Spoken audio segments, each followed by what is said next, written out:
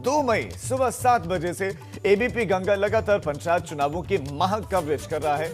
हमारी टीम दिन रात आप तक चुनाव का हर एक अपडेट पहुंचा रही है और ये सिलसिला यूं ही लगातार जारी है। आपको कुछ और सीटों का जल्दी से अपडेट दे देते हैं, वहां का हाल आपको बताएंगे, लेकिन लखनऊ से इस वक्त की बड़ी खबर मिल रही है, उसका रुख कर लेते हैं। कोरोना की मुश्किल हालात में भी लापरवाही बरती जा रही है। इस बीच लखनऊ से बड़ी खबर, पंचायत चुनाव से जुड़ी हुई अपडेट आपको दे रहे हैं, लेकिन इस बीच में लखनऊ से जो बड़ी खबर मिल रही है उसका रुख करते हैं। कोरोना के मुश्किल हालात में भी लापरवाही, लखनऊ के 3 अस्पतालों में धूल फांक रहे हैं। करीब 52 वेंटिलेटर धूल फांक रहे हैं। लोग सांसों के लिए तरस रहे हैं, लोगों की जान जा रहे हैं। लोग अस्पतालों के बाहर दम तोड़ रहे हैं, अस्पतालों के भीतर कहा जा रहा है कि हमारे पास बेड नहीं है, हमारे पास ऑक्सीजन बेड नहीं है, वेंटिलेटर तो है ही नहीं। और 3 अस्पतालों में 52 वेंटिलेटर धूल फांक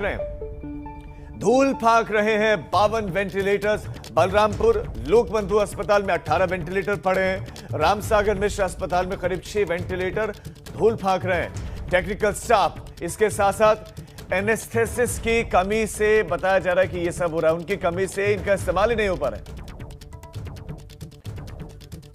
तो एनेस्थेसिस्ट की कमी है और इसकी वजह से इन वेंटिलेटर्स का इस्तेमाल नहीं हो रहा है। ये लापरवाही तब हो रही है जब वेंटिलेटर की कमी है। शैलेश अरोड़ा हमारे संवाददाता लखनऊ से हमारे साथ जुड़ गए हैं। शैलेश, पूरी की पूरी स्थिति और स्टेटस के बारे में बताइए। जब ये कहा जा रहा है अधिकारियों की तरफ से कि हमारे पास किसी तरह की कोई कमी नहीं है, यहां तो वेंटिलेटर का इस्तेमाल नहीं हो पा रहा है, बताइए कि क्यों इस्तेमाल नहीं हो पा रहा है, कब से इस्तेमाल नहीं हो पा रहा है और ये अस्पताल प्रबंधन क्या कहते हैं जब इनके पास मरीज पहुंचते हैं तो?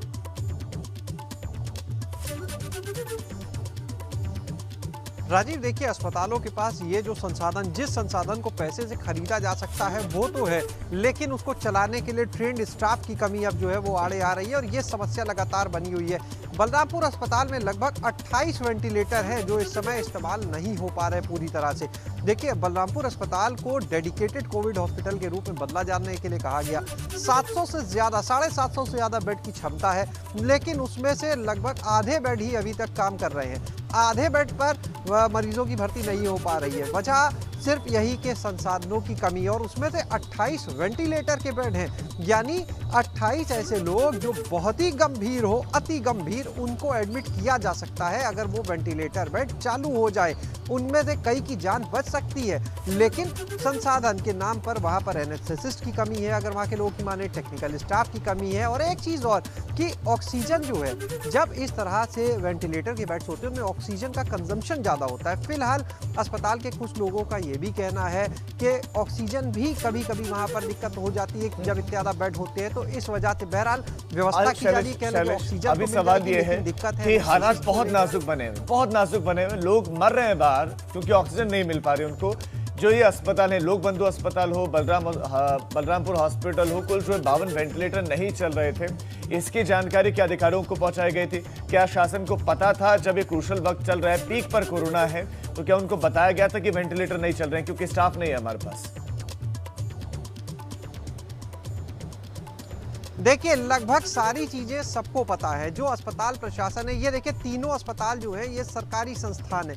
लगातार इसकी जानकारी जो स्वास्थ्य विभाग है, जो चिकित्सा विभाग से संबंधित है, वहाँ पर हर जगह पर इसकी जानकारी लगातार दी जा रही है, लेकिन वहाँ से क्योंकि मैन पावर जो है वो लिमिटेड है। आप अगर देखें, अभी हाल ही में ये कहा गया है कि जो भी खाली पद है, जो टेक्निकल स्टाफ की ज़रूरत है, संविदा पर भर्ती कीजिए, जल्द से जल्द कॉन्ट्रैक्ट पर लोगों को लाइए, लेकिन इन सब चीज़ों में वक्त लग रहा है।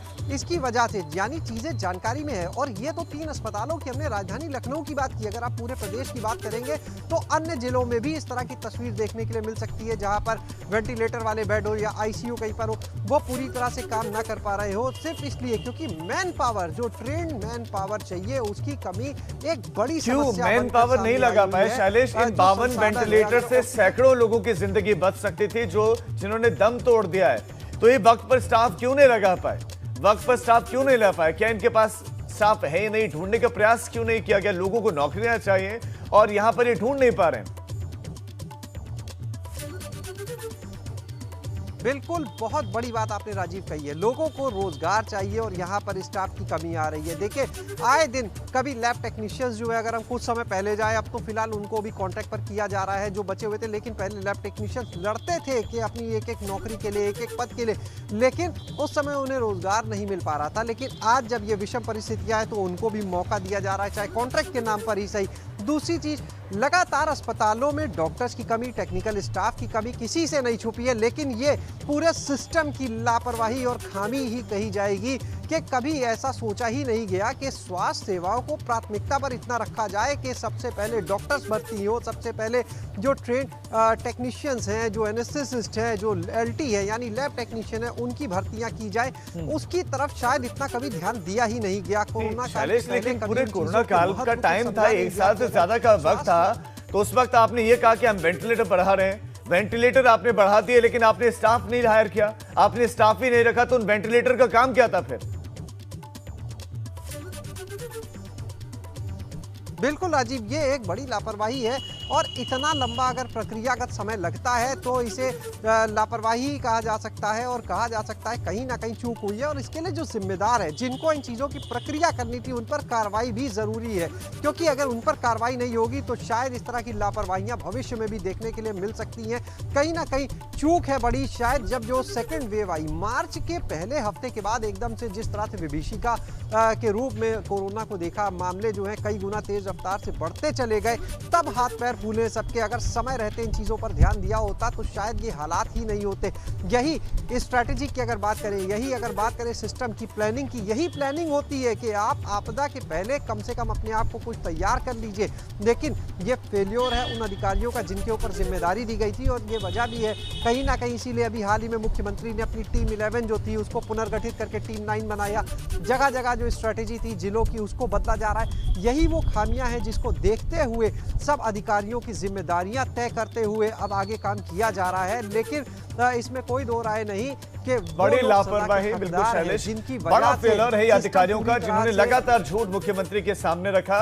और ये हकीकत सबके सामने है कि ये फेल हुए हैं। ये जितने भी अधिकारी जो हिस्सा बने रहते हैं हर एक बैठक का, जो बड़े बड़े अधिकारी जिनके नाम भी बड़े बड़े, लंबा चौड़ा जिनका अनुभव है, वो पूरी तरह से फेल हुए हैं।